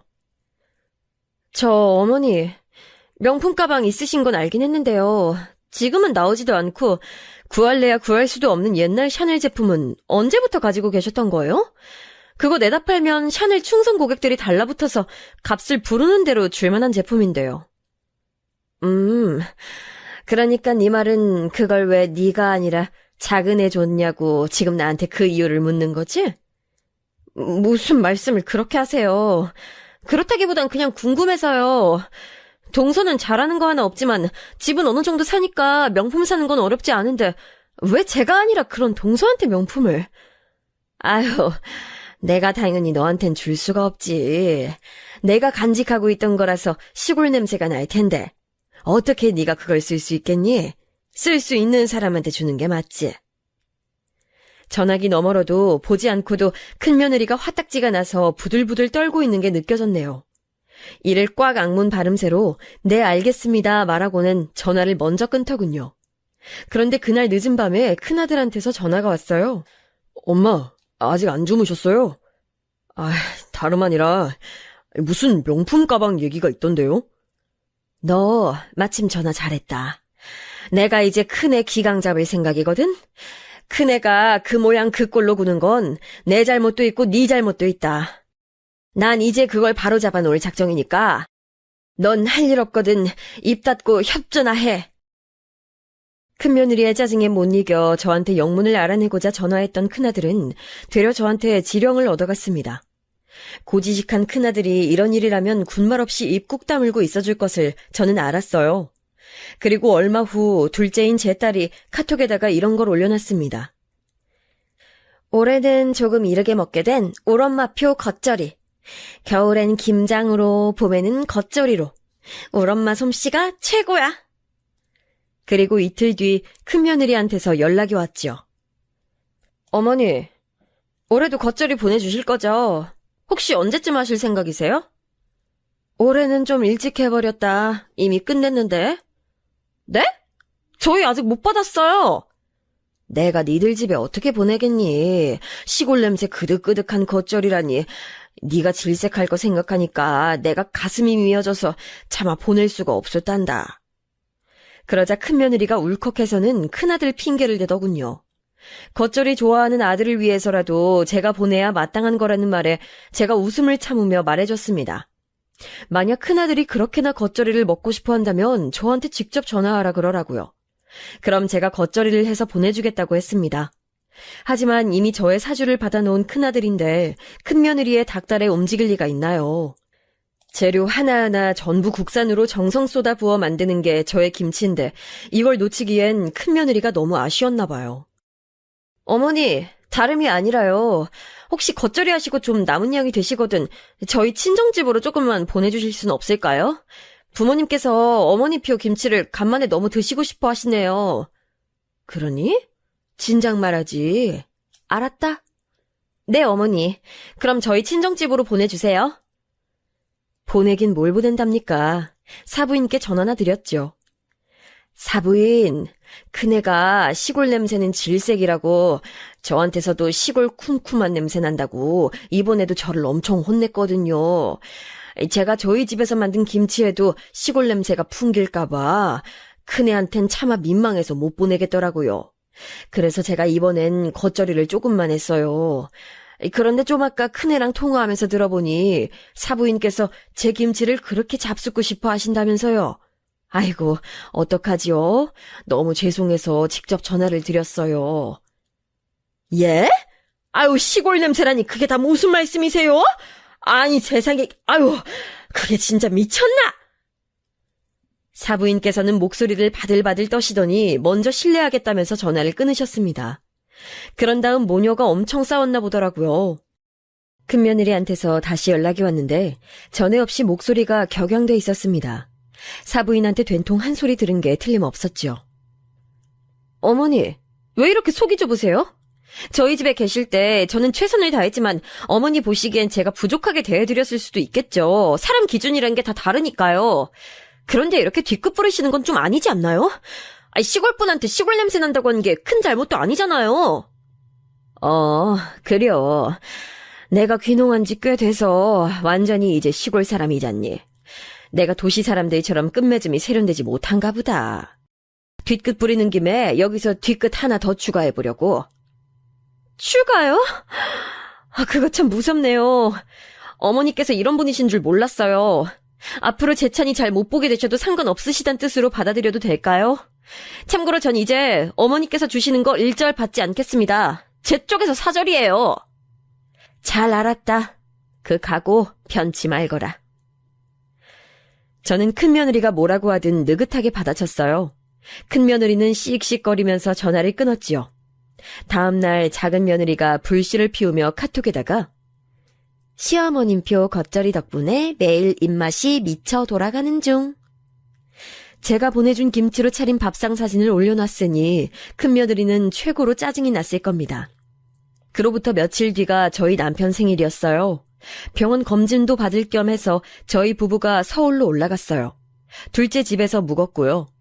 식당도 진작에 둘째가 물색해놨기 때문에 그곳으로 생일 식사를 위해 다 모였습니다. 큰며느리는 아무렇지도 않은 표정으로 등장해서 밥만 잘 먹더군요. 한창 식사가 이뤄지던 도중에 제가 드디어 준비했던 발언을 늘어놨습니다. 자, 이렇게 우리 식구들이 다 모이니까 좋네. 친척들 다 모여봤자 뭐하겠어. 어차피 우리 재산 물려받을 건 우리 자식들인데. 다들 안 그래? 제가 갑자기 재산 얘기를 꺼내니까 다들 깜짝 놀랐어요. 특히나 둘째네와 셋째네는 저한테서 미리 상황의 귀띔을 들은 바 있었으나 첫째네는 해당 없었기에 큰며느리가 경악했지요. 자식들이 다 동일하게 재산을 나눠 가질 수 있다지만 내 생각은 좀 달라. 내가 말하는 재산은 지금 우리 시골 땅 말하는 거니까. 귀농하기 한참 전부터 다수 구상해두고 사뒀던 그 땅. 그때보다 지금이 값어치가 많이 올랐지. 시골에 집터 말고 따로 땅이 있었다는 사실을 그 자리에서 처음 알게 된 큰며느리가 어리 빠진 표정으로 저를 보고 있었습니다. 표정 관리가 전혀 안 되고 있는 큰며느리 쪽을 힐끗 바라보며 제가 쐐기를 박았죠. 그런데 아무래도 시골이라 경상도 촌구석 시골 땅은 별로 탐탁지 않아 하는 사람도 분명 있을 거야. 시골 냄새가 나는 곳이니까. 에휴, 그래서 나는 우리 딸하고 우리 작은 아들하고 이렇게 둘한테만 주련다. 우리 장남은 시골 냄새에 면역이 없는 사람하고 결혼한 거 실컷 후회하면 되겠구나. 네? 어머니, 지금 저 말씀하시는 거죠? 아니에요. 제가 면역이 없다니요. 아니. 그보다 시골 냄새라니요. 그게 원래 꺼려지는 냄새던가요? 자연 냄새가 시골 냄새 아니에요? 저는 큰며느리가 그토록 경박하게 속사포처럼 짓거릴 수 있는 사람인 줄 그때 처음 알았네요. 자리에서 벌떡 일어나면서 저한테 그러더니 큰아들을 보면서 뭐라고 말 좀 해봐라며 채근을 하더군요. 남편은 무조건 제 의견에 따르겠다면서 고개만 연신 끄덕이고 있었고요. 새언니, 저는 새언니처럼 우아하신 분이 굳이 시골 땅 욕심내시는 건 안 어울리는 것 같아요. 저도 그렇게 생각해요. 형님은 시골이랑은 아예 접점 없이 사시는 게 알맞아 보여요. 둘째와 작은 며느리가 방긋 웃으면서 얄밉게도 말을 해줬죠. 큰 며느리가 최후의 보루라는 듯 큰아들 쪽을 바라봤습니다. 재산 문제는 어차피 큰아들에게 있는 거였으니까요. 저랑 눈이 마주친 큰아들이 헛기침을 하더니 이내 조용히 말했어요. 엄마 뜻이 정 그렇다면요. 시골 땅은 동생들한테 양보해야죠. 그 말을 듣고서는 큰며느리가 뒤로 넘어갔습니다. 우당탕 하면서 의자가 굴러가는 소리가 났고 그야말로 혼비백산이었죠. 자리가 파한 후에 큰아들이랑 큰며느리랑 따로 가서 싸운 모양이었어요. 그때 큰아들이 그랬대요. 다른 무엇보다 네가 시어머니를 무시하지 않는 며느리가 되는 게 우선이야. 왜 상황이 이렇게 됐는지 아직도 모르겠어? 그러자 그제서야 큰며느리가 고개를 푹 떨구었다 하더군요. 저는 기다려줬어요. 큰며느리가 반성의 말을 고르고 골라서 저에게 먼저 연락하기를 말이죠. 그런데 놀라운 일이 벌어졌어요. 기껏해야 전화나 할 거라고 생각했는데 큰며느리가 저희 시골집으로 찾아왔습니다. 그것도 손주를 옆에 끼고 말이죠. 너 오늘 출근 안 했니? 재찬이 학교는 어떡하고? 오늘 휴가 냈어요. 그리고 애 학교는 하루 정도는 그냥 빠져도 되겠죠. 6년이나 다니는 학교인데 하루가 뭐 어떤가 싶네요. 힘없이 웃으면서 말하는 큰며느리에게서 전과는 다른 기운이 느껴졌어요. 애 문제라면 거품 물어대는 사람이 큰며느리인데 학교를 빠지고선 같이 데려오다니 놀랄 노자였습니다. 남편이 손주 데리고 집 앞에 밭으로 놀러간 동안 저는 큰며느리랑 둘이서 집에 남아 대화를 했어요. 큰며느리는 제 앞에서 무릎을 꿇고 사죄했습니다. 제가 잘못했습니다. 그동안 어머니께 너무 격의 없이, 경우 없이 굴었어요. 진심으로 반성하고 있습니다. 사람이 어찌 한순간에 변할 수 있겠나요? 그러니 사과라는 것에 얼마만큼의 진심이 담겨 있을 수 있을까요? 하지만 전 그런 거 다 안 따지기로 했어요. 무릎이나 그만 꿇으라고 해줬죠. 그리고선 시선을 내리깔고 가만히 있는 며느리에게 제가 먼저 제 얘기를 해줬습니다. 제가 얼마나 지난날 큰며느리한테 속으로 고마워하고 있었는지를, 큰아들이 얼마나 저에게 아픈 손가락이며 손주가 병상에 있을 때 큰며느리가 고생을 한 것에 제가 얼마나 가슴 아파했는지를 다 얘기해줬어요. 그렇기에 저에게 큰며느리란 내내 은인이자 대하기 조심스러운 상대였음을 허심탄회하게 털어놔 주었습니다. 솔직히 말해서 시골 땅, 그거 큰아들한테 안 줄 생각 따위는 없었다고도 밝혔죠. 그 대목에서 큰며느리가 피식 웃더라고요. 기분 나쁜 웃음은 아니었어요. 커피잔을 다 비운 후에 큰며느리는 자기 얘기를 시작했습니다. 저는 그동안 큰며느리가 어떤 사람이든지 간에 하여간 자기 속내를 진정으로 밝히기 어려워하는 스타일인 것 같다는 느낌을 항상 받았거든요. 그게 맞았더라고요. 큰며느리의 어린 시절 얘기부터 학창시절에 큰 충격을 받았던 경험이며 남자 잘못 만났다가 큰 코 다쳤던 일, 10년 지기 친구한테 배신당해서 돈을 달렸던 일 등등 정말 별의별 이야기를 다 들었는데 사람에게는 저마다 역사가 있음을 새삼 느꼈습니다. 그제야 큰며느리가 어떤 사람인지 보이더군요. 큰며느리가 저한테 버릇없이 굴었던 것들이 옹호된다는 것은 아니었지만 적어도 그렇게 되기까지 어떤 과정을 거쳐서 그런 모습을 갖게 된 건지에 대한 이해가 섰어요. 큰며느리는 앞으로 저에게 잘하겠다면서 거듭 인사를 했습니다. 예전 같았으면 그러지 말라고 했을 거예요. 너는 너대로 나는 나대로 잘 지내면 그곳으로 족한 것이라고 했겠죠. 하지만 각자의 자리에만 있다가는 영영 통하지 못하는 부분들이 있다는 걸 알게 됐으니까요. 저는 그래서 큰며느리에게 그러지 말라는 대답 대신에 나도 그러마라고 말해줬네요. 지금은 큰며느리가 저한테 얼마나 깍듯한지 모른답니다.